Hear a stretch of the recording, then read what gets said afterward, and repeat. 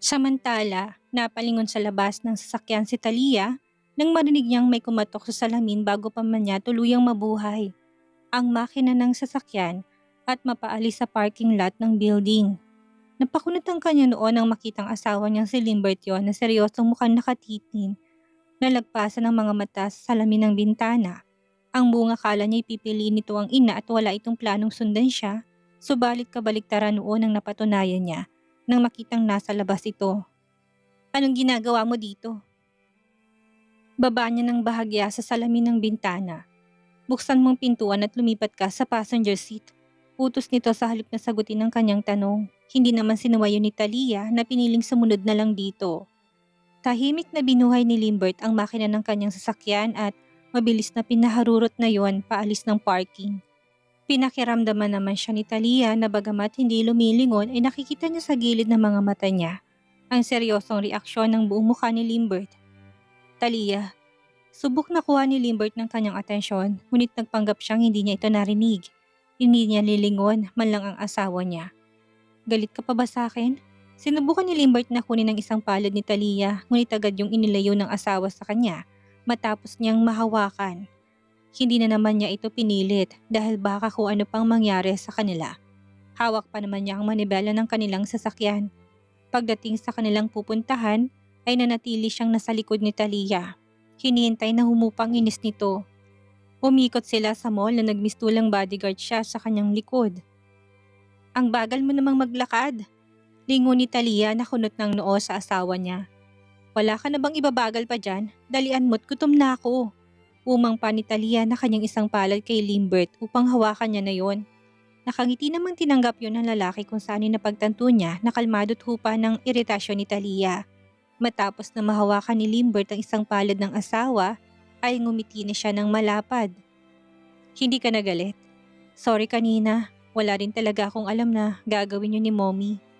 Iginalaw lang ni Talia ang magkabilang balikat. Hindi na nagkomento sa mga nangyari. Tsak na napipiko na naman din siya kung patuloy nilang pag-uusapan ng bagay na yon.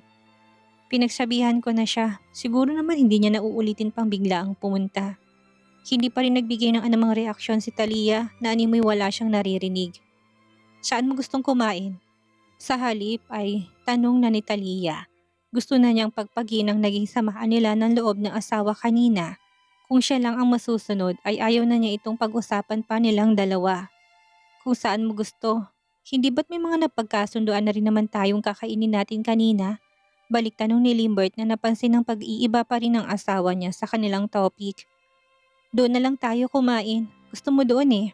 Hindi na lang sumagot si Talia na hinila na si Limbert patungo sa restaurant na kanilang napag-usapan. Walang naging imik na naman ng lalaki doon na nagpahila na lang sa kanyang asawa.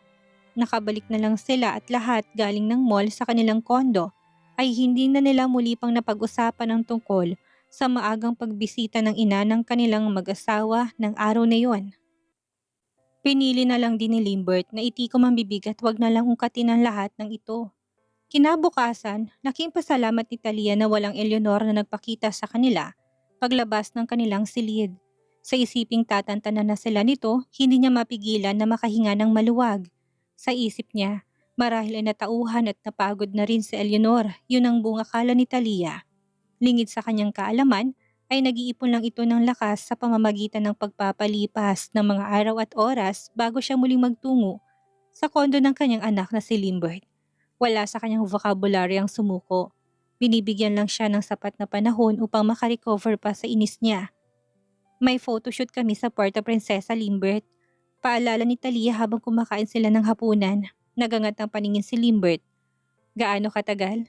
Hindi ko pa alam, pero sa tingin ko mga 1 to 2 weeks yon. 2 weeks kang mawawala? Marahang tinango ni Talia ang kanyang ulo. Medyo alanganin nga siyang sumama doon, kaya lang kailangan niya na magampanan ang pagiging model niya ng kanilang company ng clothing line. Hindi siya pwedeng magreklamo din sa kanila. Gusto mo bang sumama? Magbakasyon ka doon or doon ka na magtrabaho? At least magkasama tayo sa gabi. Natigilan saglit sa kanyang pagkain si Limbert. Marami siyang on-site visits at meetings na hindi niya pwedeng palampasin o kahit ang ipagpaliban. Tsak na siya naman ang malilintikan. Kinakailangan niya na rin itong matapos agad. Gusto ko sana mahal, kaso marami akong on-site visits at meetings. Pwede bang sumunod na lang ako sa'yo? Sige, wag na. Huwag mo nang pilitin lalo na kung may hirapan ka rin naman. Hayaan mo na lang ang sinasabi ko. Napahinga na ng malalim si Limbert sa naging tugon ng asawa niya. Talia, hindi ako galit. Huwag mo kong tingnan ng ganyan. Naiintindihan ko naman, hindi mo kailangan mag-explain pa. Tinikom na lang ni Limbert ang kanyang bibig kesa naman pag-awayan pa nilang mag-asawa ang mga bagay na yon. Hindi na rin naman si Talia nagsalita pa. Kung iimik pa siya ng kung ano-ano, tsak nahantong sila sa pagtatalo din dito. Makikiusap na lang ako na baka pwedeng bilisan namin ang photoshoot nang matapos namin yan kaagad. Sambit pa ni Talia. Napinasigla na ang kanyang boses nang sa ganoon ay marinig ni Limbert na ayos lang talagang lahat ng yon. Umayos naman ng upo si Limbert.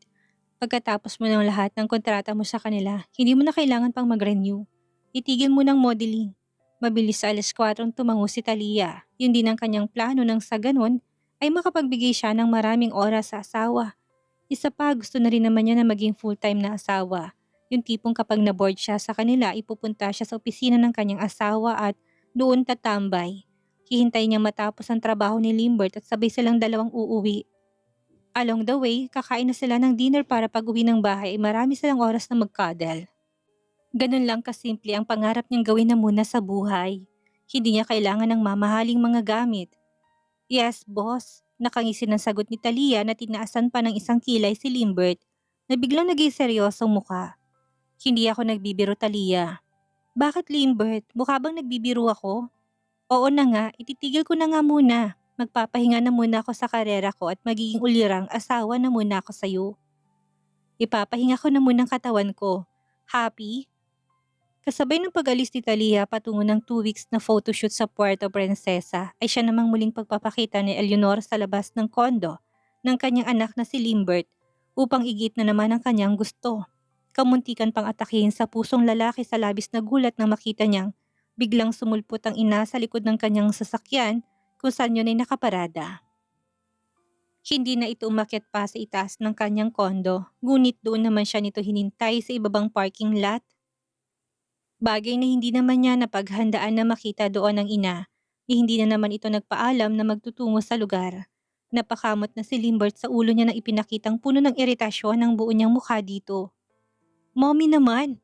Piko na ang tono ng kanyang boses upang ipakita ang kanyang iritasyon. Ano bang ginagawa mo't nandito ka na naman? Siguro naman hindi ka na magagalit sa akin ngayon, Limbert, dahil hindi na ako umakyat sa harap ng kondo niyo na mag-asawa nang pumunta ako dito. Pagputol ni Eleanor sa kanyang sasabihin upang i-justify lang ang kagustuhan niyang sabihin. Dito na lang kita hinintay para safe. Bakit ganyan ang reaksyon mo? Don't tell me na baka naman pati dito pinagbawalan mo na ako. Dugtong pa ng ina sa sasabihin niya na para bang nababasa na ni Eleanor ang mga litanyang nasa utak ni Limbert. Ipinakita niyang lungkot at pagkadismaya na kanyang nararamdaman. Hindi na ako makikita ng asawa mong matigas ang puso. Baka naman anak, kahit dito pwede tayong makita kahit na kada papasok ka lang ng trabaho. Hindi na ako magde-demand mula sa'yo ng kahit na anong maliban sa pagbigyan mo na lang ako sa anong gusto ko ngayon. Napalunok na ng laway si Limbert dahilan upang gumalaw ang kanyang Adam's apple. Tumitig ng mga mata niya sa ina, mukha itong desidido sa desisyon niya. Napahinga na lang ng malalim si Limbert. Hindi na mawari ang kanyang nararamdaman. Pinaghalo yung awa at lungkot para sa ina. Noon niya napagtanto ang panlilimos nito ng atensyon mula sa kanya kung kaya niya ito ginagawa. Biglang sumagi naman sa kanyang isipan ang mukha ng galit na asawa. Hindi siya makapili sa dalawa. Gusto niyang pareho silang pagbigyan. Kahibangan kung sasabihin niyang hindi niya naiisip na sana magwakas ng kanilang alitan para naman hindi niya na kailangan pang manimbang sa kanilang dalawa. Gusto niyang maging maayos ng pamilya. Please anak, pagbigyan mo ng hiling ng mommy.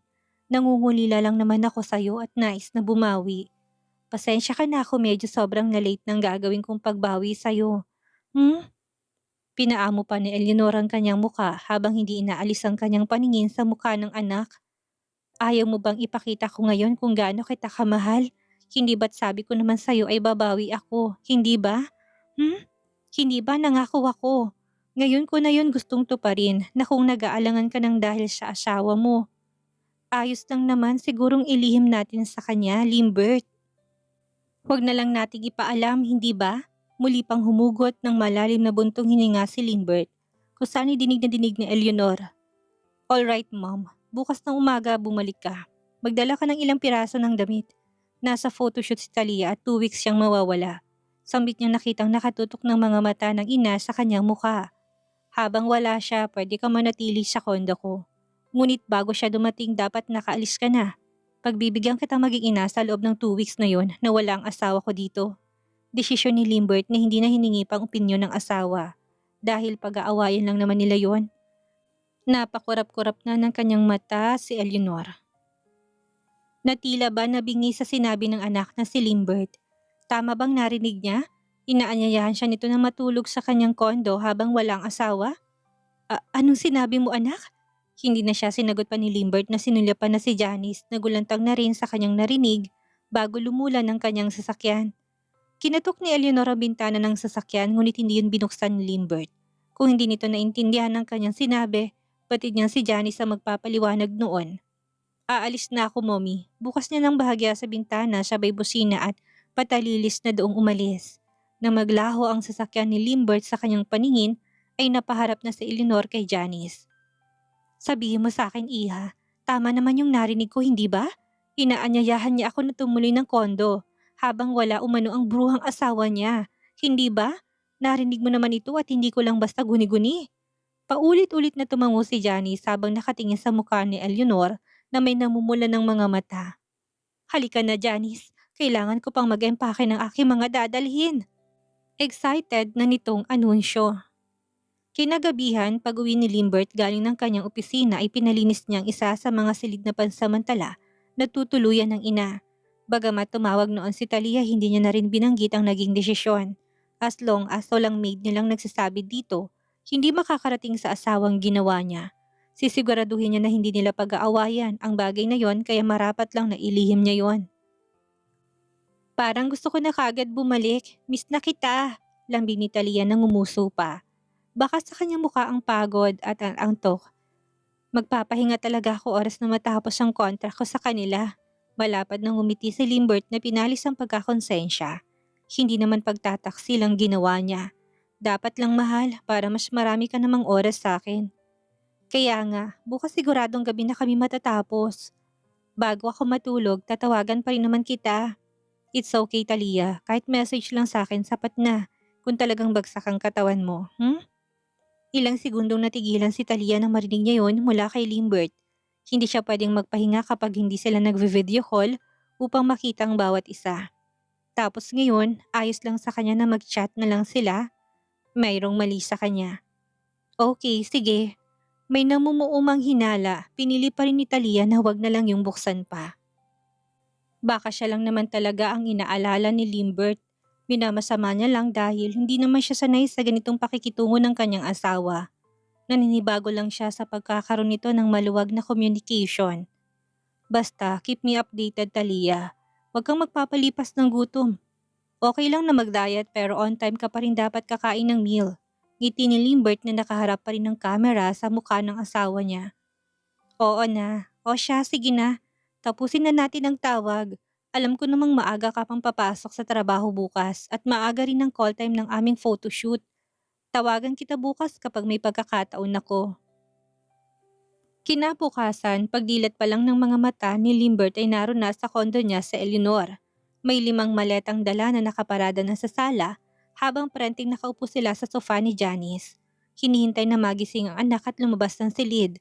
Ibinilin na ni Limbert sa mga maid na papasukin ng ina. Oras na magpunta ng araw na yon na kaagad namang sinunod ng mga maid. Iginit pa nga nitong dalhin na ang kanilang mga gamit na dalasa. Ipinalinis sa silid ni Limbert. Ngunit tumanggi si Eleanor sa mungkahing ito. Mamaya na, hihintayin ko na lang na lumabas ang anak ko na si Lid. Anitong hindi na ipinilit ng mga maid. Sa isip ni Eleanor, gusto niyang ipakita kay Limbert ang dala ngunit nang maisip na baka magalit ito, ay mabilis na siyang napatayo at itinaboy si Janice na tulungan ang maid na dalhin yon sa magiging silid niya. Tama kayo, kalat nga naman ang mga dala ko kaya pumapayag na akong dalhin niyo yan sa kwarto ko. Makahulugang nagkatinginan ng mga maid. Hindi lingid sa kaalaman nilang history ng sakit ng ina ng kanilang amo na si Limbert na may pagkabaliw. Gayunpaman ay ngumiti na lang ang mga maid at tahimik na sumunod. Paglabas ni Limbert ng silid ay ang inalang niya ang naabutan sa sala na ipinagtaka na niya. Si Janice, Mommy, hindi mo siya sinama dito? Ngumiti ng malapad si Eleanor na lumapit pa sa anak upang ayusin lang ang maayos naman itong collar na damit na suot at ang necktie na maayos din na nakalawit sa kanyang leeg. Hindi naman na doon pumalagpa si Limbert na hinayaan ng kanyang ina sa nais niyang gawin. 2 linggo lang naman yun. Isa pa, hindi niya pinagsisisihan ang naging desisyon nang dahil siya nakikita niyang galak na sa mga mata ng ina. Sumama sa mga maid na dali ng mga gamit namin sa magiging kwarto ko. Tumangulang si Limbert. Humakbang na patungo ng kusina. Sinundan naman siya ng kanyang ina doon. Papasok ka na ba niyan sa trabaho? Hindi ka na ba dito kumakain ng almusal? Bahagyang natigilan sa kanyang paghakbang si Limbert sa magkakasunod na tanong ng kanyang ina na kung ituring ay para siyang batang papasok sa paaralan sa paraan ng pagtatanong nito habang nakasunod sa kanya. Hindi niya tuloy mapigilan ng sarili na balikan ng panahong yun kung saan absent ang ina niya. Dito ako kumakain ng almusal at hapunan, Mom. Alright, huwag kang mag-alala. Ngayon nandito na ako, tutulong ako. Hindi na kailangan, Mommy. Ang mga maid nang bahala sa mga yon. Huwag mo silang agawan ng trabaho. Nakangiti ng lingon ni Limbert. Aminin niya man o hindi ay excited din siya na naroon ang ina. Malapad na humiti sa Eleanor. Hindi niya na mapigilan ang kanyang sarili. Ang tingin niya kay Limbert ngayon ay parang isang batang paslit. Yun ang huling natatandaan niya na kung hindi lang dahil sa pagbabalik ni Althea sa bansa ay pihadong masaya pa rin ang kanya buusan ng pamilya sa araw na yon. Gusto ko lang namang makabawi sa mga panahon na wala ako sa tabi mo. Kung kaya sana'y hayaan mo kong gawin ang gusto ko, Limbert. Sambit ni Eleanor na bahagya pang hinagod ang likod ni Limbert doon. At dahil ayaw na niyang makipagtalo pa sa ina, na alam niyang hindi naman siya mananalo, sinang-ayunan na tinayaan na lang niya na gawin ng ina ang anumang gusto nito. Basta ba hindi ito nakakaabala sa iba eh. Alright, Mommy. Basta siguraduhin mong hindi ka makakaabala sa ibang nandito ha. Huwag kang pasyaway. Paulit-ulit na tumango sa Eleanor. Animoy biglang naging maamong tupa ang mukhang ipinapakita sa anak. Anong oras ka umuwi sa gabi? Sunod pa rin ni Eleanor kay Limbert na nagtungo na sa kusina upang dumulog at kumain sa inihandang agahan ng kanyang mga maid. Gusto ko lang namang malaman yon. 5:00, 6:00 ang pinakamaaga pero madalas na 7:00 nang dahil sa traffic. Tumango lang ang ina ni Limbert na naupo na sa kanyang tabi upang pagsilbihan ng kanyang anak. Sa halip na magreklamo ay hinayaan na lang ni Limbert na gawin kung anong gusto nito. Kung sasawayin niya kasi ito ay hahaba lang ang pagtatalo nila. Bagay na ayaw naman niyang maging simula nila ng ina. Mom, tama na. Hindi ko na kayang ubusin niyang nilalagay mong ulam. Otomatikong hinipon ni Eleanor ang ulo ni Limbert. Ayos lang anak kung hindi mo mauubos. Ako nang bahala sa magiging tira mo. Natigilan si Limbert sa tangkang pagsubo niya ng pagkain. Taliwas doon ang alaalang meron siya na palagi niyang binubulyawan ng ina. May mga pagkakataong mabait din ito at mabibilang nga lang ito sa daliri. Thanks, Mommy. Tahimik na kumain si Limbert habang nasa tabi niyang ina na panaka-nakantingin sa kanya habang kumakain. Nung unay naiilang siya lalo na't nakikita niyang mga maid na panay ang lingon sa kanila. Nagtataka marahil ang mga ito kung bakit gano'n na lang ang pananabik ng ina na paglingkuran siya. Sa mga panahon na kailangan niya ng ina ay wala ito. Nakasanayan na niya ang yaya lang niya ang palaging naroon. Nung una, nababalot ang puso niya ng inggit hanggang sa nagawa niyang i-manage na lang ito. You're welcome, Limbert. Hinatid ni Eleanor ang anak sa may pintuan nang matapos na itong kumain at magpaalam na. Kailangan na niyang magtungo ng trabaho. Inulit ni Limbert ang mga tagubili niya pati na kay Janice at sa mga maid. Ayaw niyang pag-uwi niya ay may malalaman siyang gulong ginawa ng ina niya kung kaya ay inunahan na niya. Mom, hindi mo pwedeng awayin ng mga maid. Oo na, Limbert. Alis na. Huwag kang mag-alala. Hindi ko sila aawayin. Huminga ng malalim si Limbert. May CCTV naman ang kanilang unit kung kaya naman kampante siya na walang kalokohan o kabalbalang gagawin ng kanyang ina. May CCTV, Mommy, at kapag napanood ko na pinapahirapan mong mga maid o inaaway, pababalikin kita ng apartment kahit hindi pa tapos ang kasunduan natin na 2 linggo. Maliwanag ba, Mommy? Seryosong tonong boses doon ni Limbert upang seryosohin ng kanyang ina yun. Oo na, umalis ka na at baka late ka na sa trabaho mo, Limbert. Taboy pa dito na Eleanor na hindi inintindi ang huling sinabi ng kanyang anak patungkol sa umano ay CCTV. Wala siyang pakialam kung meron man sila noon.